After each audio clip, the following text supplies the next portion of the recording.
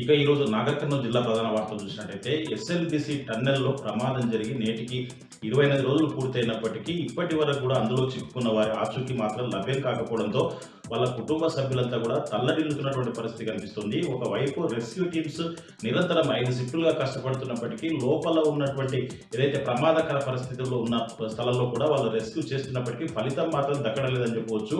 ఇక్కడ అధికారులు అయితే కలెక్టర్ బదావత్ సంతోష్తో పాటు ఎస్పీ గైక్వాడ్ వైభవ్ రఘునాథ్ దగ్గరుండి కూడా వాళ్ళకి కావాల్సినటువంటి అన్ని ఏర్పాట్లు చేస్తూ ఉన్నారు, రెస్క్యూ కంటిన్యూ చేయిస్తూ ఉన్నారు. కానీ ప్రభుత్వం మాత్రం ఒకవైపు అధికారులకు వదిలేసి చేతులు దులుపుకున్నట్టుగా వ్యవహరిస్తూ ఉంది.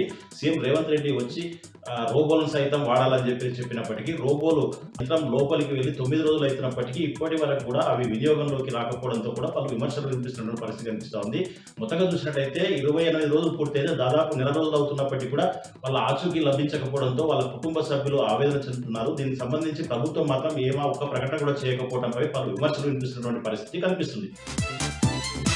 మరొక వార్త చూసినట్టయితే కల్వకుర్తి పట్టణంలో తాళాలు వేసినటువంటి 2 ఇండ్లను దొంగలు టార్గెట్ చేసి 5 తులాల బంగారం, 2,60,000 నగదు, 40 తులాల వెండి ఎత్తుకెళ్లినట్టు బాధితులు చెప్పారు. తిలక్ నగర్ చెందినటువంటి శ్రీనివాస్ ఒక శుభకార్యానికి తాళం వేసి వెళ్ళగా తాళం పగలగొట్టినటువంటి దొంగలు లోపలికి చొరబడి 3 తులాల బంగారం, ₹1,00,000 నగదు, 40 తులాల వెండి ఎత్తుకెళ్లారని చెప్పారు. అదేవిధంగా కళ్యాణ్ నగర్ 2లో నివాసం ఉంటున్నటువంటి వెంకట్ గౌడ్ ఒక శుభకార్యానికి తన కుటుంబ సభ్యులతో కలిసి వెళ్ళగా టార్గెట్ చేసినటువంటి దొంగలు తాళం పగలగొట్టి ఇంట్లోకి చొరబడి బీరువాలో దాచిపెట్టినటువంటి 1,60,000 నగదు, 2 తులాల బంగారం ఎత్తుకెళ్లినట్టు బాధితులు చెప్పినటువంటి పరిస్థితి.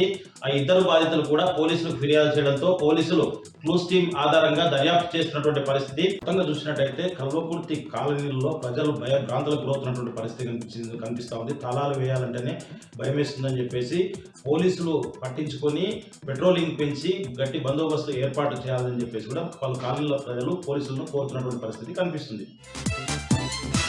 మరొక వార్త చూసినట్టయితే నాగర్ కర్నూలు జిల్లా వ్యాప్తంగా కూడా ఈరోజు 10వ తరగతి పరీక్షలు ప్రశాంతమైనటువంటి వాతావరణంలో ప్రారంభమయ్యాయి.